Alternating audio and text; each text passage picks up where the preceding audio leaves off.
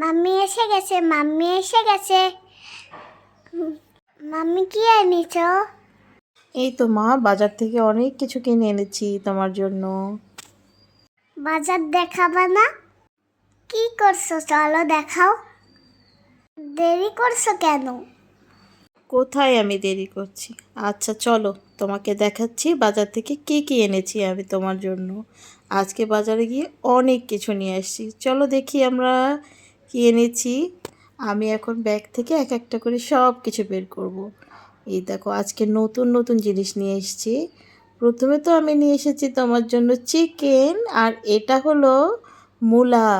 বুঝেছো? মূলা চিনো তুমি? মূলার উপরে তা কি?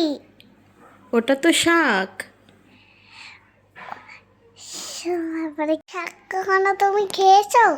না তো, আমি এই জন্যই নিয়ে এসেছি, আজকে খেয়ে দেখবো কেমন লাগে।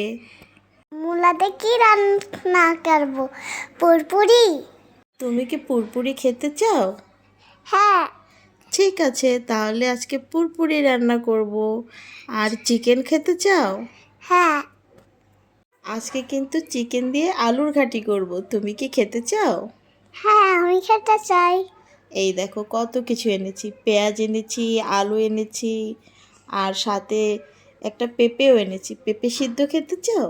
হ্যাঁ, আর শশা কি তুমি খাবে? খাবো। ঠিক আছে, তোমার কি বাজার পছন্দ হয়েছে? হ্যাঁ, দেখেছো কত কিছু বাজার করেছি আজকে। দেখেছি। মাম মাম আলু কেন কিনেছো? আলু তো আমি খেতে চাই না, আলু খেলে মোটা হয়। ওরে বাবারে, তুমি তো আলু ছাড়া কিছু খাওই না, এই জন্যই তো আমাকে আলু আনতে হয়েছে, তা না হলে তো আমি আলু আনতাম না। আমাকে একটু মূলা শাক দাও তো, আমি একটু পুরোপুরি রান্না করব। তাই নাকি? তুমি কি পুরপুরি রান্না করতে পারো? পারি। ঠিক আছে, তোমাকেও দিব। আগে আমি এদিকে কাজটা সেরে নেই, ঠিক আছে? ঠিক আছে। মাম্মাম কি রান্না করছো? এই তো মা, চিকেন দিয়ে আলুর ঘাঁটি করছি, এটা কিন্তু খেতে অনেক মজা, তুমি খেতে চাও? খাইতে চাই। আর তো তোমার জন্য করেছি মূলার পুরপুরি, চলো এখন আমরা খেয়ে নিই। আমার রান্না শেষে এখন আমরা খেতে বসেছি, দেখেন কালারটা কি সুন্দর, অসাধারণ হয়েছে। কিন্তু আমার মেয়ে খুব ঝাল একটা তো খেতে পারেনি, তাই আমি না মা খেতে বলো? পারি না, অনেক কিন্তু ঝাল হয়ে অনেক গেছে। মজা করে খাবেন। ধন্যবাদ।